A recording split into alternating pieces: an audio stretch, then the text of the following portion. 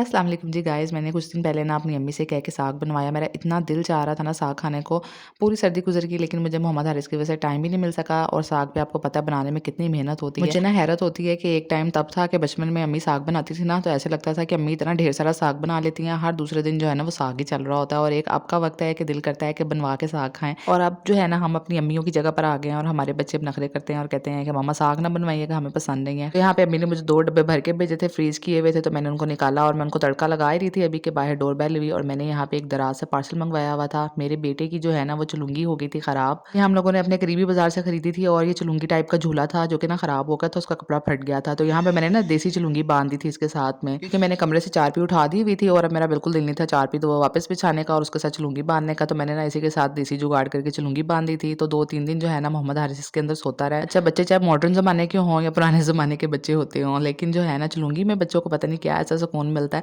چلونگی میں بچے جو ہے نا خاموشی کے ساتھ سو جاتے ہیں. تو بس پھر یہ جو ہے نا وہ میں نے دراز سے ہکس منگوائی تھی اور ساتھ میں چلونگی کا کپڑا منگوایا تھا جو کہ مجھے 1200-1300 روپے میں مل گیا تھا.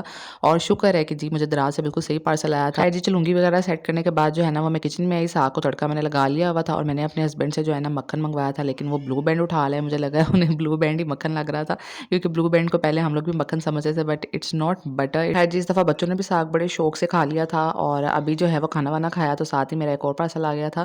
یہ پارسل جو ہے نا وہ میں نے منگوایا تھا لبانہ اسٹور سے. یہ بھی انسٹاگرام کا ایک پیج ہے. اچھا میں آپ لوگوں کو نا ساتھ ساتھ پیجز انسٹاگرام کے اور یہ چیزیں اس لیے بتاتی جاتی ہوں کہ اگر آپ لوگ بھی میرے طرح جو ہے نا وہ آن لائن شاپنگ کرنے کے شوقین ہیں اور آپ لوگ کو ہوتا ہے کہ اسکیم ہو جاتا ہے، تو یہ وہ والی جگہ ہیں جہاں سے میں خود بھی شاپنگ کرتی ہوں اور اسکیم بالکل نہیں ہوتا ہے.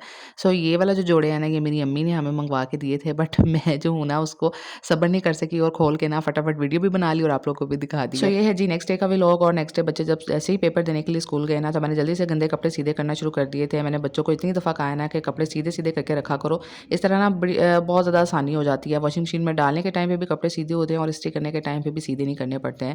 لیکن بچے ہیں ان کو بہت آہستہ آہستہ سمجھ آتی ہے باتوں کی. تو یہاں پہ میں نا جلدی سے کپڑے وہاں پہ سیدھے کر کے کچن میں آئی اور یہ میں نے سارے مسالہ باکسز جو ہے نا واش کر کے رکھے تھے.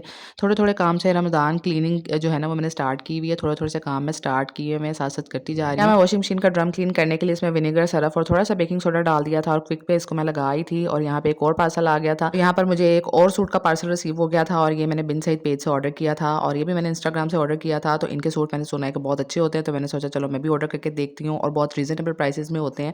سو یہاں پہ یہ لون کا سوٹ تھا، اس کے اوپر یہ جیکٹ بنی ہوئی تھی اور یہ بہت ہی الگ سے یونیک سا ہٹ کے اسٹائل تھا، ایمبرائڈری بھی ہوئی تھی تو بڑا مزے کا لگ رہا تھا. ملتے ہیں نیکسٹ ولاگ میں، تب تک کے لیے اپنا بہت سا خیال رکھیے گا اور فالو اور سبسکرائب کرنا تو لازمی ہے.